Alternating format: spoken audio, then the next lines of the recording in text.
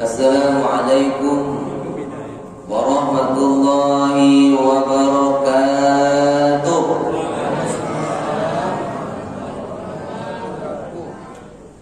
Alhamdulillahilladzi ahyana ba'dama amatana wa ilaihin nusyur.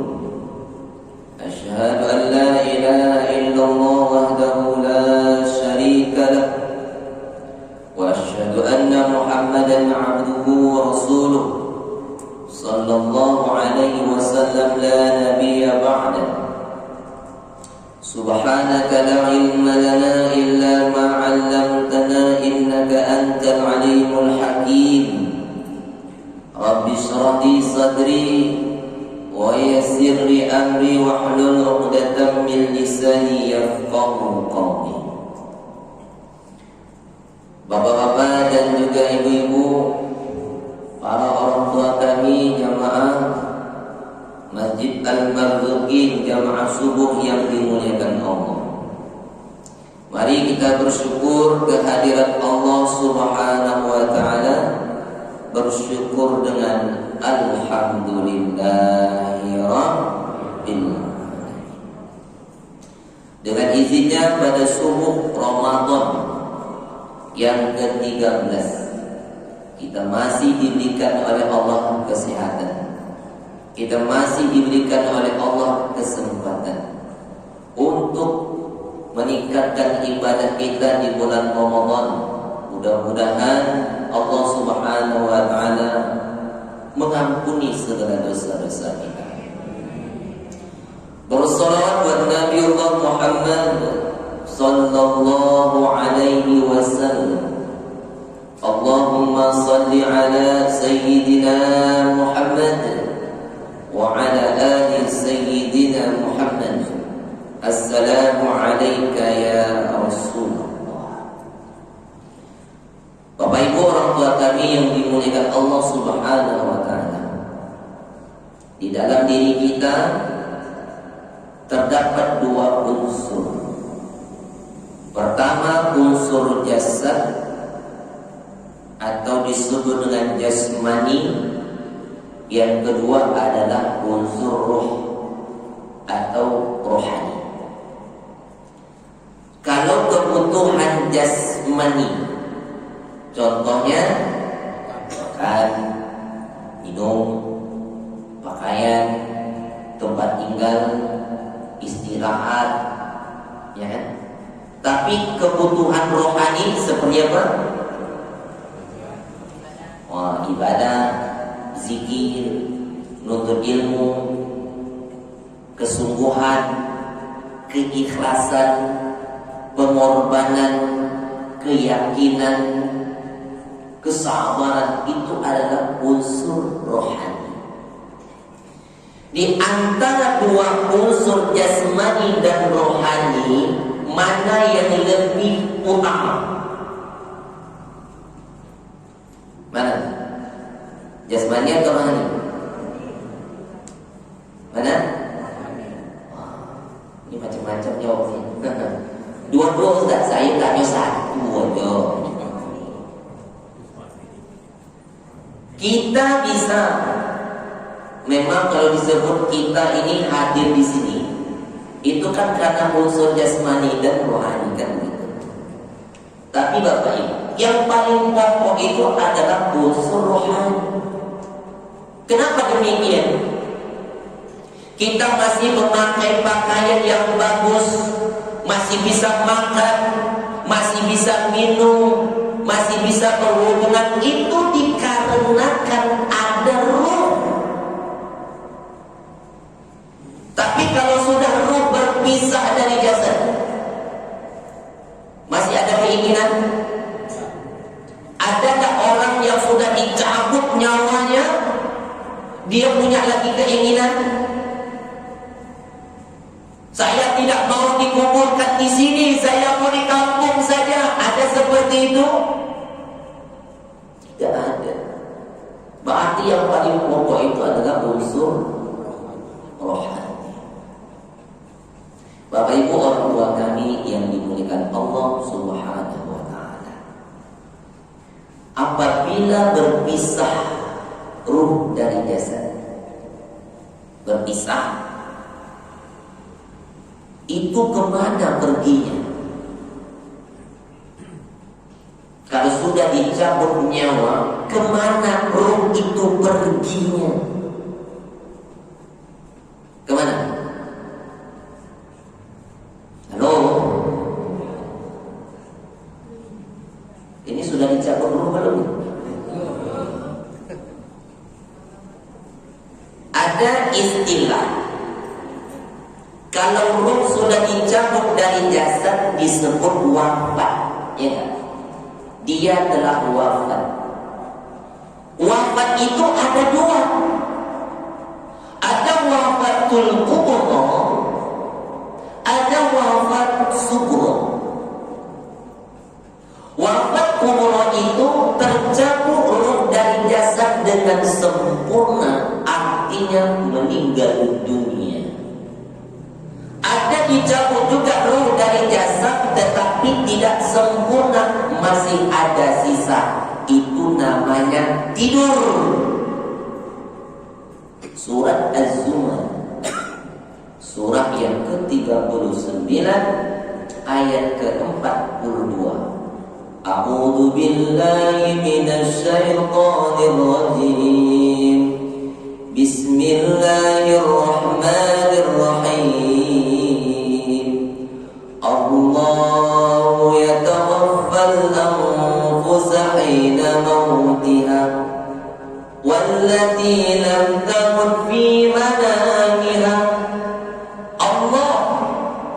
Allah yang telah mewafatkan manusia hina mautiha, ketika mautnya. Wallati lam tamut fi manamiha, Allah yang telah mewafatkan manusia ketika tidurnya. Berarti wafat itu ada wafat meninggal dunia, wafat itu ada namanya wafat tidur. Artinya sama-sama ruh itu dicabut. Yang jadi pertanyaan, setelah dicabut ruh itu kemana perginya? Kemana? Hah? Langit? Ilin? Ini nampak yang lain ini mungkin sudah wafat mungkin ya. Bapak Ibu yang dimaksud Allah Subhanahu wa taala, tentang ruh ini kita tidak banyak ilmu. Karena itu adalah urusan Allah. Sama ketikanya ada orang musyrik yang sengaja bertanya kepada Rasul, "Ya Muhammad, kalau betul engkau seorang nabi, seorang rasul, engkau pasti tahu jawabannya. Apa itu ruh?"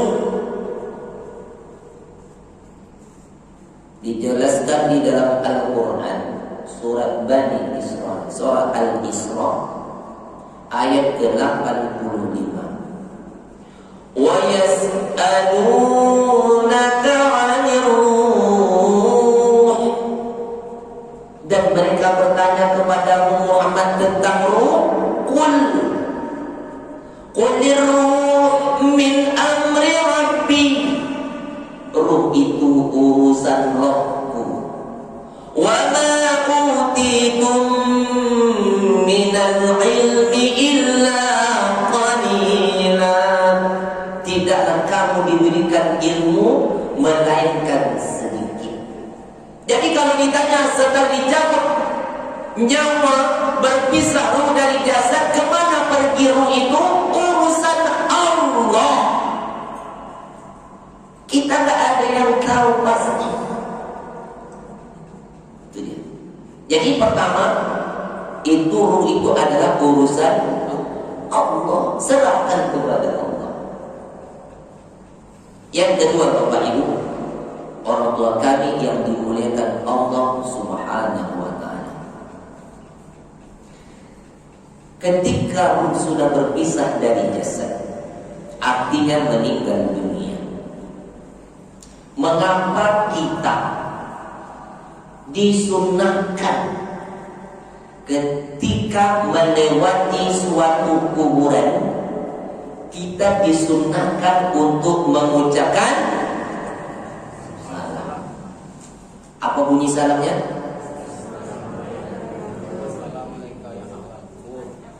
Pendeknya. Assalamualaikum ya ahlal kubur, ya ahlal diyar, minal mu'minin wal muslimin, yarhamullahul mustaqdimina minna wal mustakhirin, wa inna insyaallah bikum lahikun, nas'alullahu lana wa lakumul afiyah. Apa? Enggak. Sama apa tidak? Itu mengapa kita disunahkan mengucapkan salam? Memangnya salam kita itu dijawabnya. Memangnya salam kita itu dengar ya? Halo? Ini kan jadi pertanyaan buat kita Bapak Ibu. Mengapa kita dianjurkan mengucapkan salam? Ketika perang Badar tahun kedua Hijriah, Nabi Muhammad SAW dengan pasukan yang sedikit, cuma 314, sementara pasukan orang musyrik 1000. Ya kan? Tapi kok bisa Nabi memenangkan? Karena Allah yang memberikan pertolongan, dibantu malaikat. Kalau engkau sabar ya Muhammad, kuturunkan tentara malaikat 1000. Udah berapa jumlahnya? 1314. Kalau engkau tetap istiqomah dan terus berjuang, aku tambah lagi 5000. Oh, tak imbang kan? Makanya ketika sahabat Nabi mau berperang, kepala musuh sudah terbang melayang. Kenapa? Malaikat yang membantu. Nah, ketika itu banyak orang musyrik yang mati.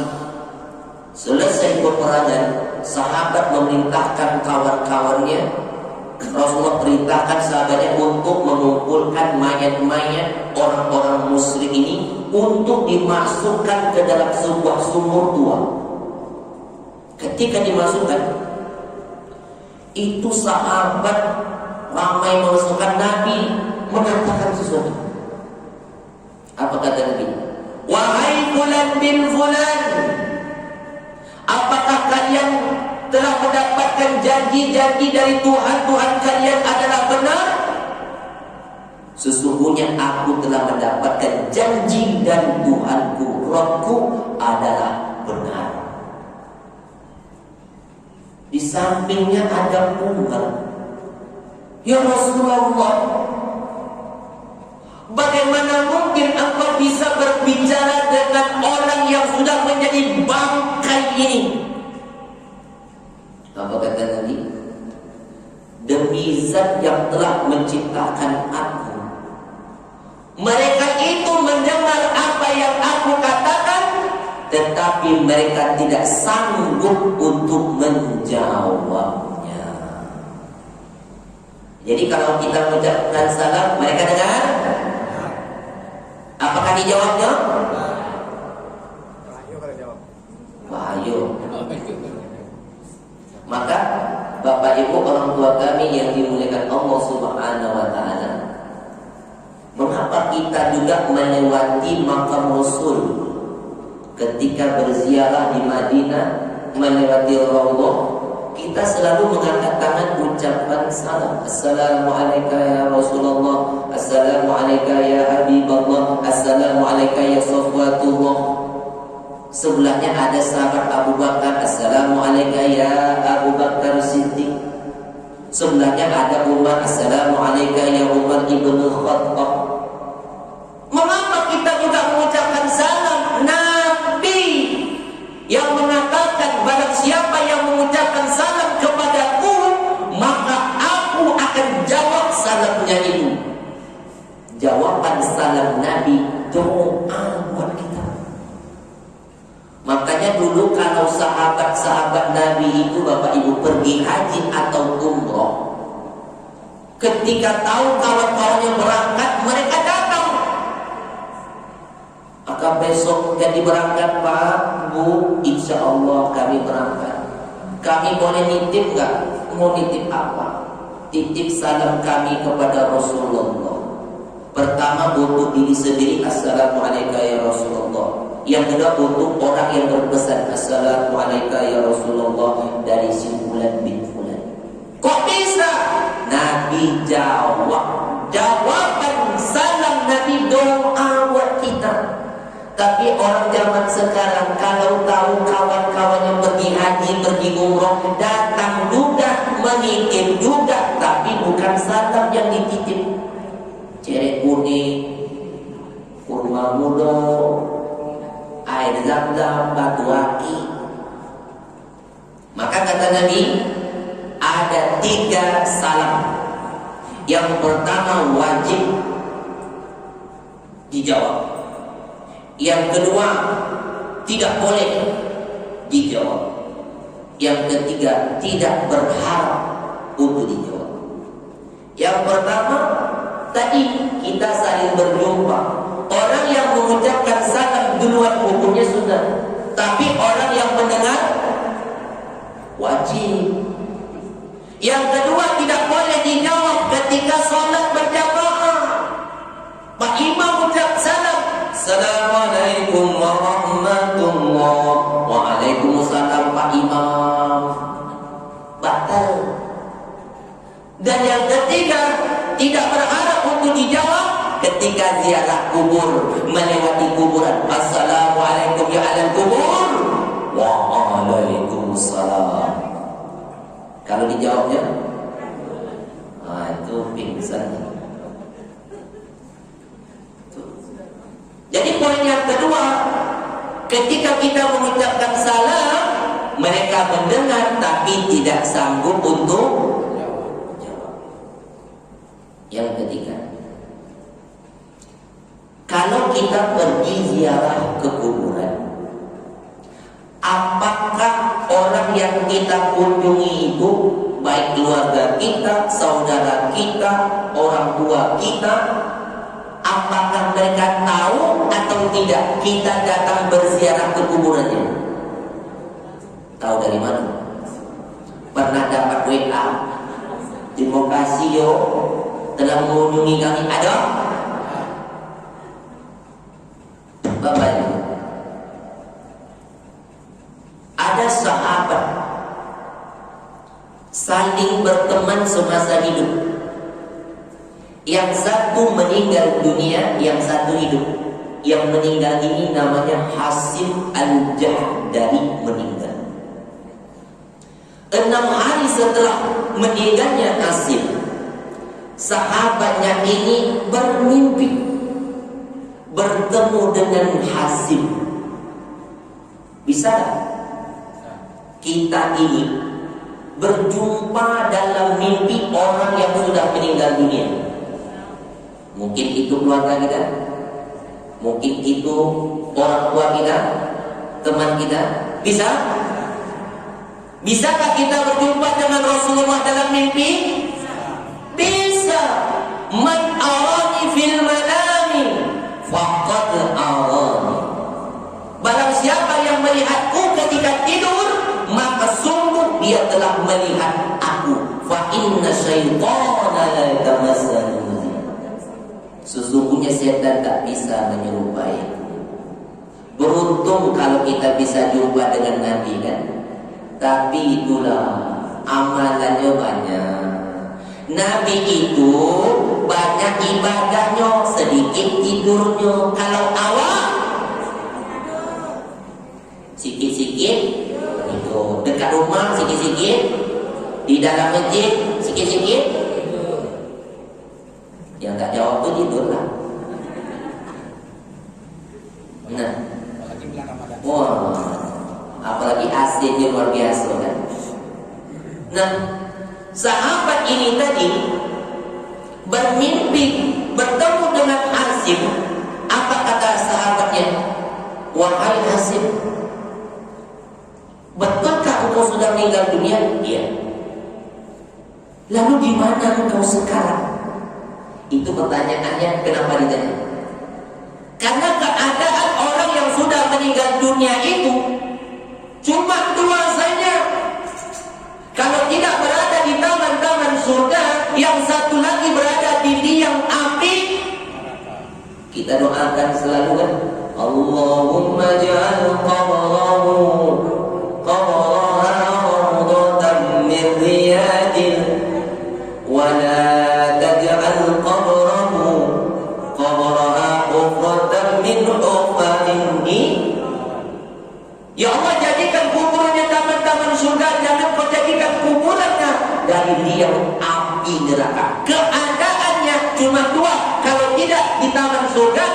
satu lagi di liang api neraka.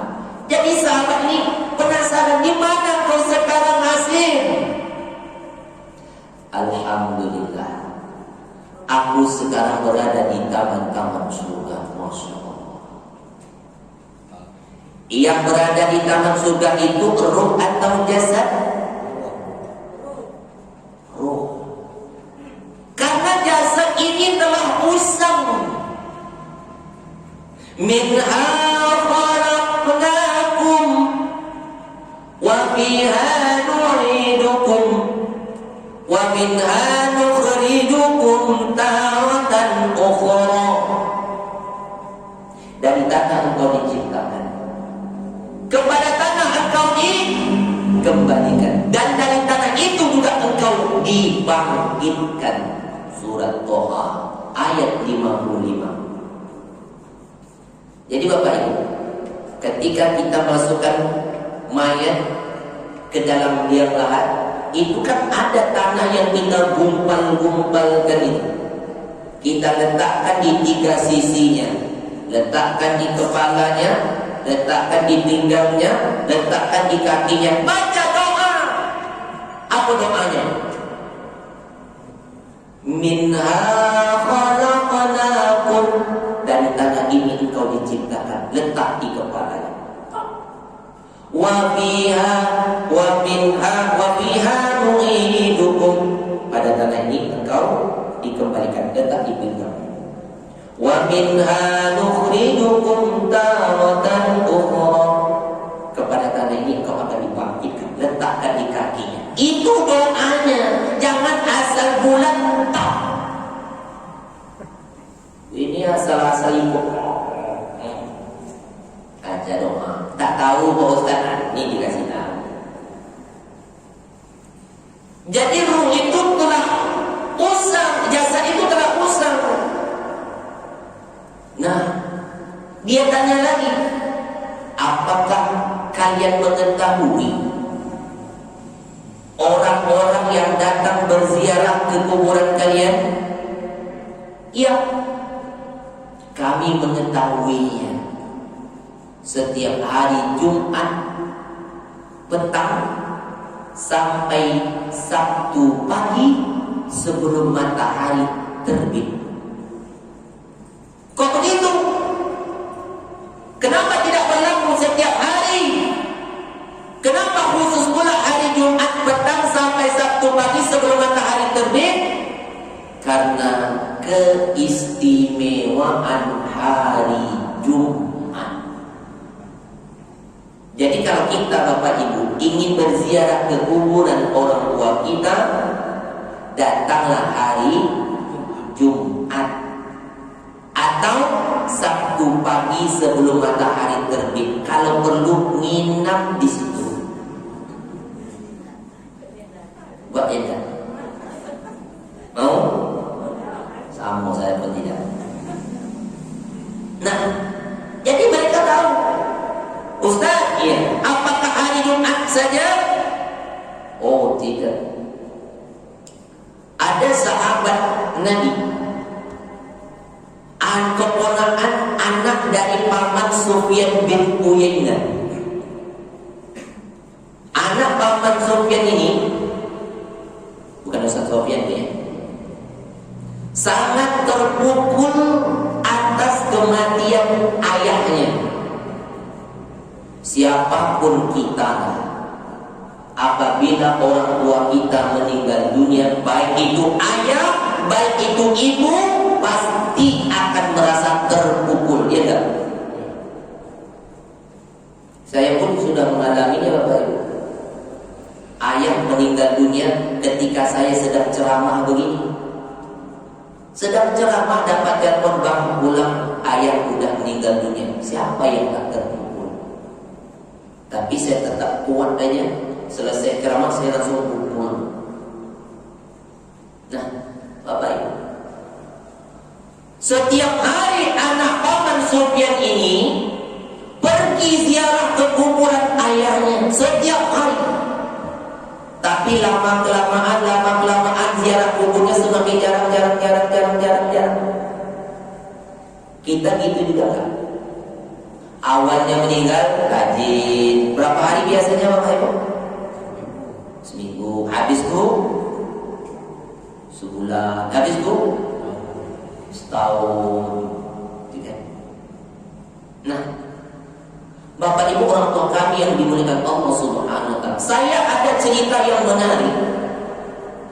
Ada suami yang baru ditinggal mati oleh istrinya. Setiap hari suami pergi ke kuburan istrinya Bapak Ibu. Setiap hari. Pokoknya satu hari itu sampai 3 kali. Orang satu hari mungkin pagi aja dia 3 kali. Pergi pagi, pergi siang, pergi petang, bawa air, siram. Siang nanti pergi lagi, siram. Petang nanti pergi, siram. Orang melihatnya dengan rasa duka cita. Udah lama. Jangan berlarut-larut dalam kesedihan. Yang meninggal tak akan kembali lagi, Mak. Kenapa Bapak lakukan ini sampai 3 kali? Saya melakukan ini karena wasiat. Istri saya berwasiat kepada saya. Apa wasiatnya Pak? Abang, kalau seandainya ajal aku telah sampai, abang jangan menikah lagi kecuali rumput sudah tumbuh.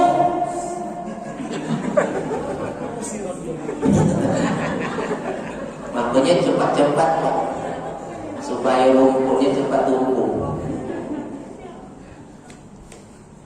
Tapi yang saya maksud bukan bapak di sini Bu, jangan salah paham. Insya Allah sini bapak ini tak ada.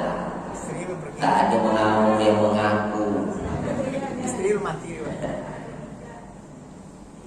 Jadi Bapak Ibu, karena anak ini jarang datang, satu saat dia datang. Tiba sampai di kuburan ayahnya seperti biasa, sampai dia tertidur di samping kuburan. Rupanya Bapak Ibu, waktu tertidur di samping kuburan ayahnya, di situ dia bermimpi. Dia melihat ayahnya.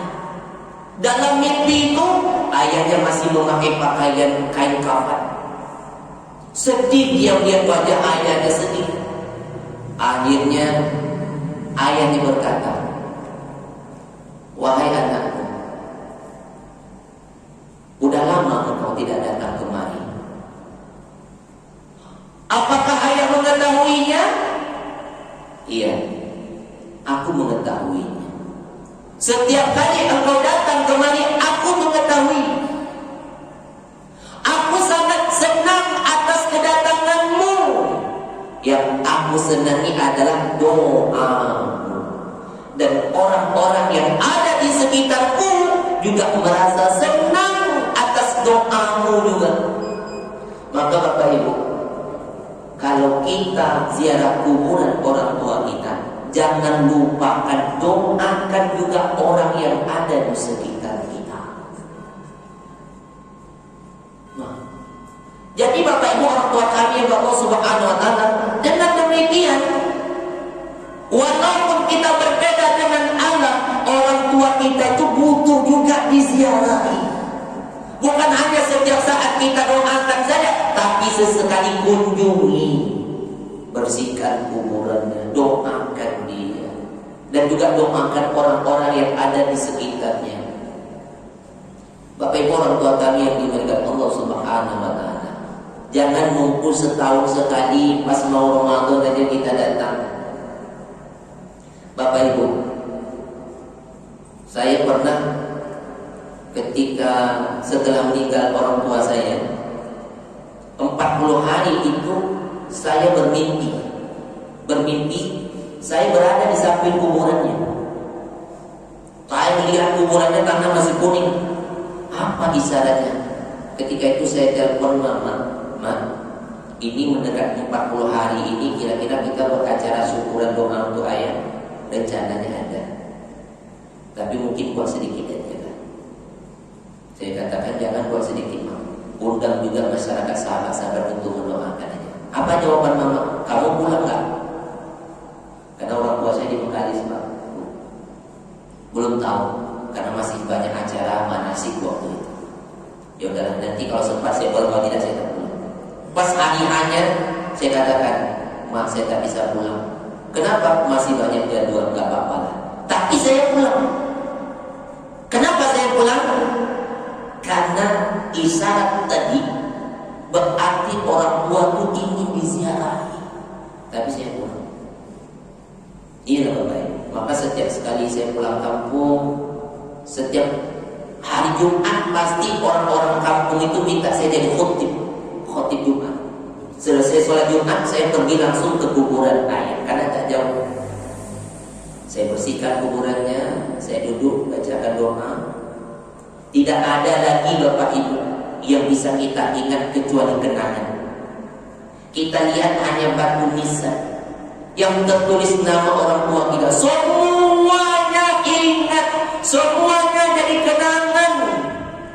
Teringat kata-katanya, teringat nasihatnya. Kalau ada yang jual nyawa beli untuk hidupkan kembali Allah, aku ingin kembali orang tuaku hidup, ingin berbakti kepadanya ya Allah. Tapi apalah daya, tak sempat kita nak membalas jasanya, tapi ajalnya sudah sampai. Jadi Bapak Ibu orang tua kami yang dimuliakan Allah Subhanahu wa taala. Jadi kalau ada waktu yang kosong lapang untuk kita datang, ziarahilah, doakan. Mudah-mudahan walaupun berbeda alam, tapi setidaknya kita juga merasa dekat dengan orang tua kita walaupun hanya dalam mimpi saja. Mudah-mudahan kajian subuh kita pada hari ini bermanfaat buat saya sendiri, terutama kita yang hadir pada kesempatan kali ini. Terima kasih atas segala perhatian. Mohon maaf atas segala kekurangan. Subhanallahumma rabbana wa bihamdika asyhadu an la ilaha illa anta astaghfiruka wa atubu